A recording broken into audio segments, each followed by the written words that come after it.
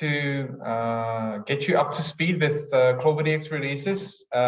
This one is a June release. The next one, 5.16, is going to be in September, and it's also the last 5 release,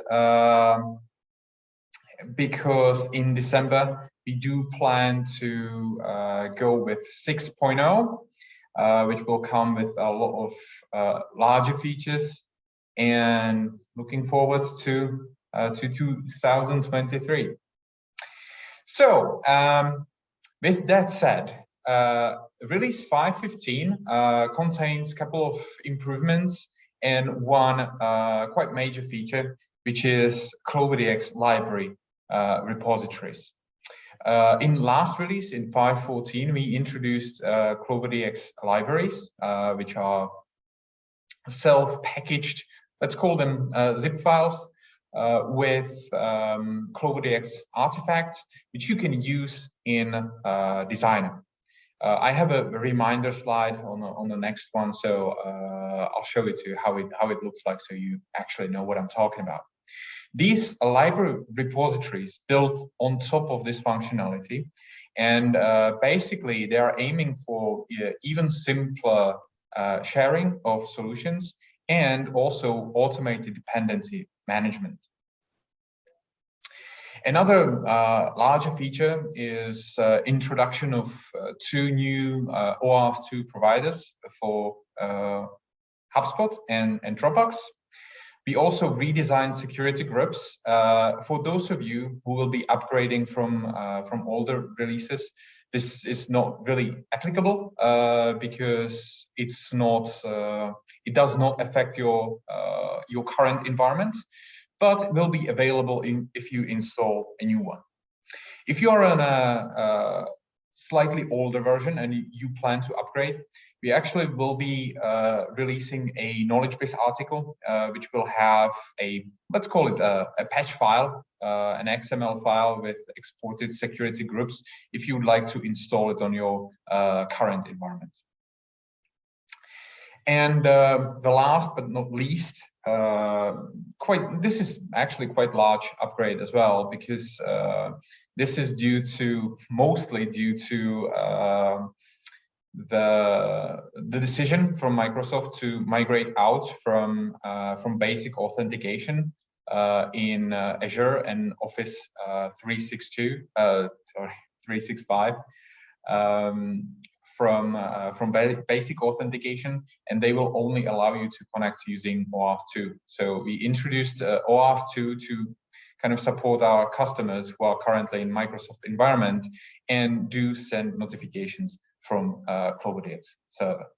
Of course, you can see all the release notes on our website, so I will not go any further with that, because those changes are many, and these are just the 4 maybe biggest ones.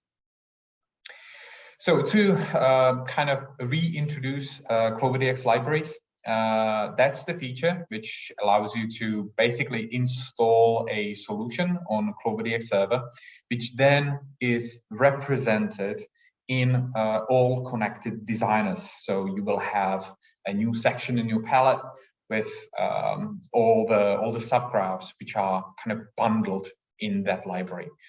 There's going to be a couple of more updates, just to let you know. So not only those subgraphs will be able to be surfaced, but for now it's only subgraphs still. 5.15 only subgraphs so far. So to CloverDX libraries. As I said, they do allow automated dependency management, because even since 5.14, CloverDX Designer actually keeps track about which libraries are used in specific projects. And now in 5.15, you can leverage this information when you are deploying a project onto a CloverDX server. Because now CloverDX Server can read this information about dependencies, scan through its known repositories, and install those dependencies automatically. So if you are familiar with tools like like Gradle, for example, or Maven, the functionality is quite similar. Of course, the libraries can have also their own dependencies, so they'll be installed as well. So there's no need to run a CloverDX library repository. You don't need to have additional software because those are strictly driven by directories and directory structures. So if you create a file share using FTP, or if you keep your things on Amazon S3 bucket, or pretty much any other remote protocol, and also locally, by the way, which is supported by event listeners, then you are pretty much covered. So adding a library is pretty straightforward, and I'll show it to you in our demonstration later on. So this is essentially how it looks like. Just to give you an idea, you will have still a list of installed libraries, and also you will have a browser with libraries contained in repositories. Another feature, OAuth 2 secured mailing. So if you go into server's configuration, you may notice in the setup section that when you are configuring an email, there's a new dropdown with authentication type, where you can now select OAuth 2 generic, Azure and Google. The basic one, if you select basic, that's the current implementation, basically available in 5.14 and before. All the other ones were added in 5.15. Also, speaking about OAuth, we added those two native OAuth 2 providers for your graphs and solutions, which are used in HTTP connector.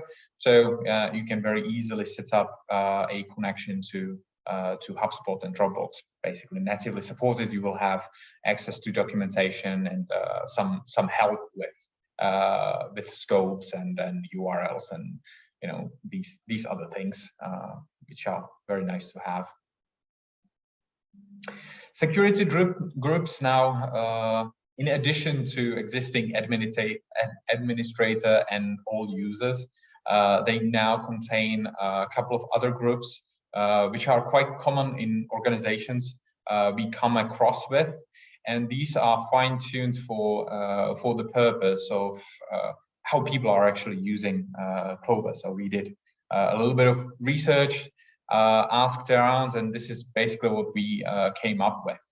So if you have just data app users, you can set up a data app permissions, and then your data app users are all set up. Also, if you have multiple levels of support, you can add these support groups to registered people. So something you can leverage. And as I mentioned, existing installations will not be affected. If you would like to install these groups into an existing installation, there's going to be a knowledge base article where you can download an XML file, basically an export from CloverDX Server, and import it into your environment to get access to these new groups and configurations. One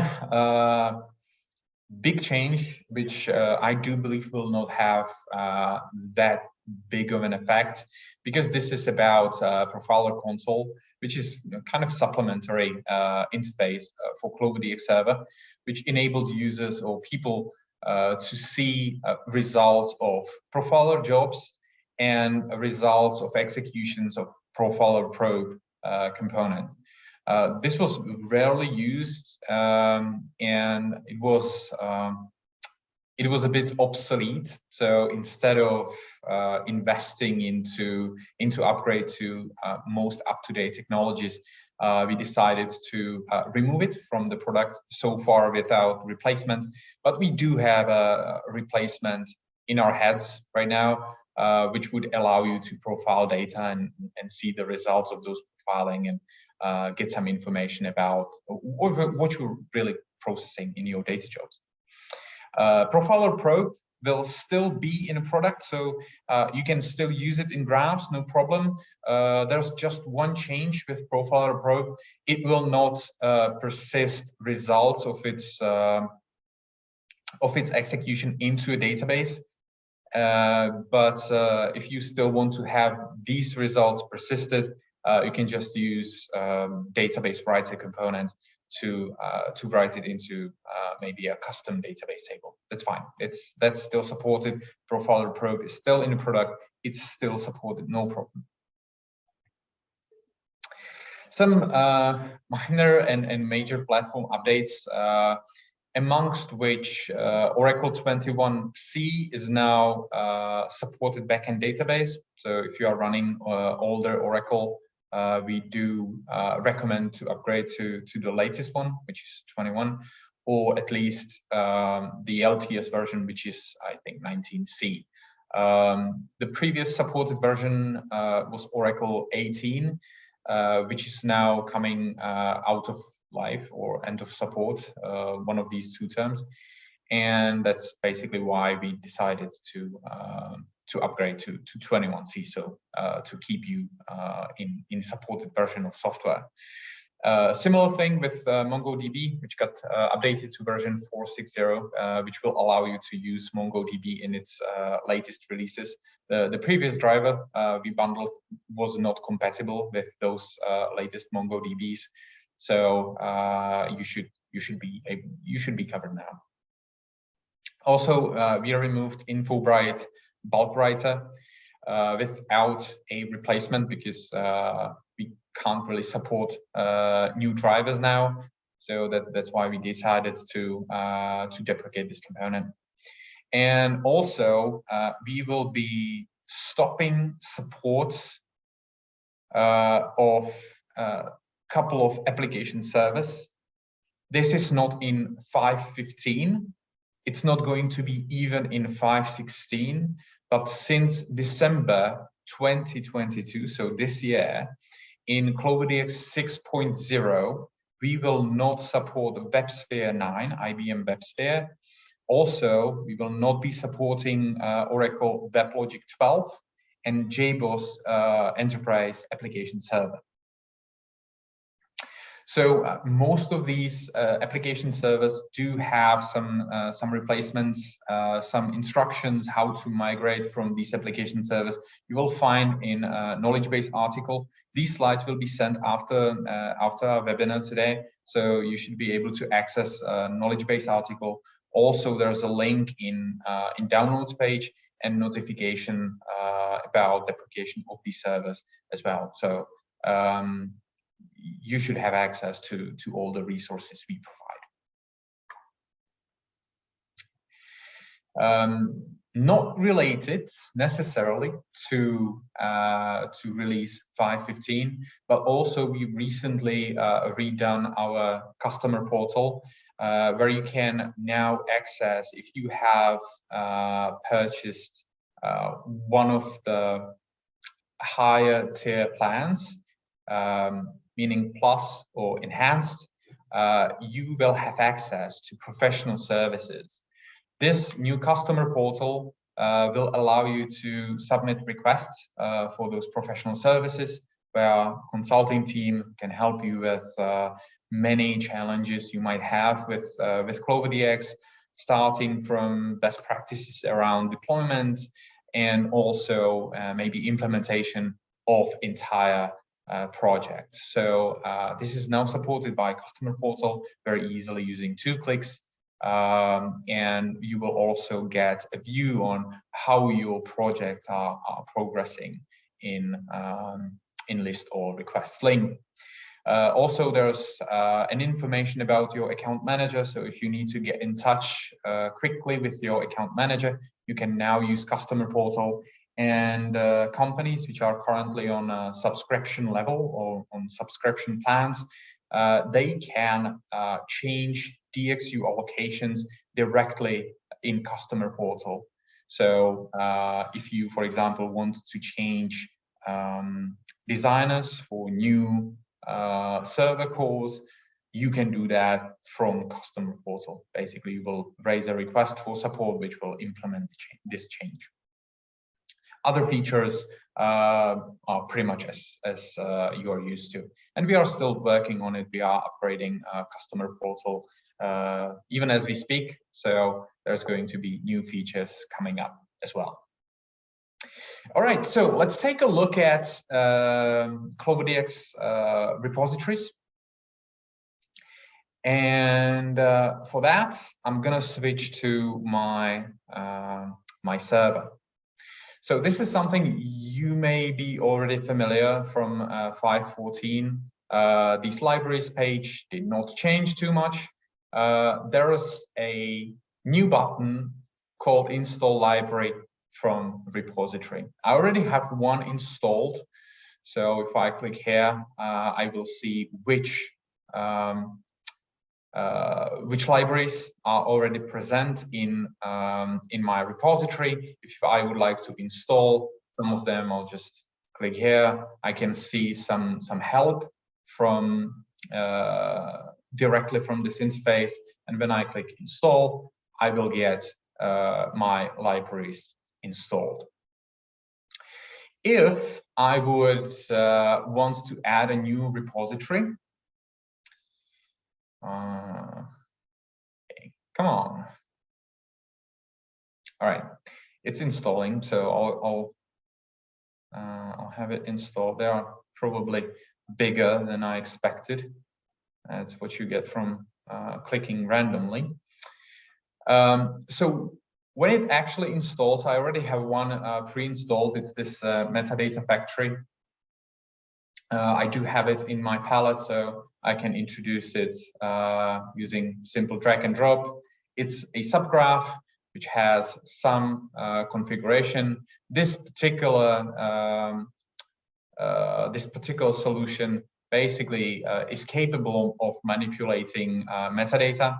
So if I look at metadata on the input, it has some of 4 fields. Yeah, 4 fields. On the output, it only has 1 and 2 some additional fields which I added, supplemented from other sources. So if you have more complex solution, this is basically the easiest way how you can add it. Just install it on your server, connect Designer to the server, and then you can use these solutions. Interesting. It takes way longer than I expected. If you want to add a new repository, just click here, select where you want to source your repository, and then if you use some secured storage like Samba, provide username, password, host name, and path where it resides.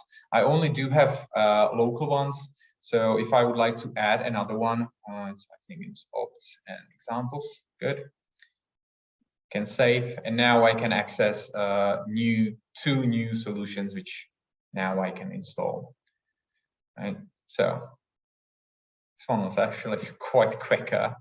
And at this point, I should be able to save.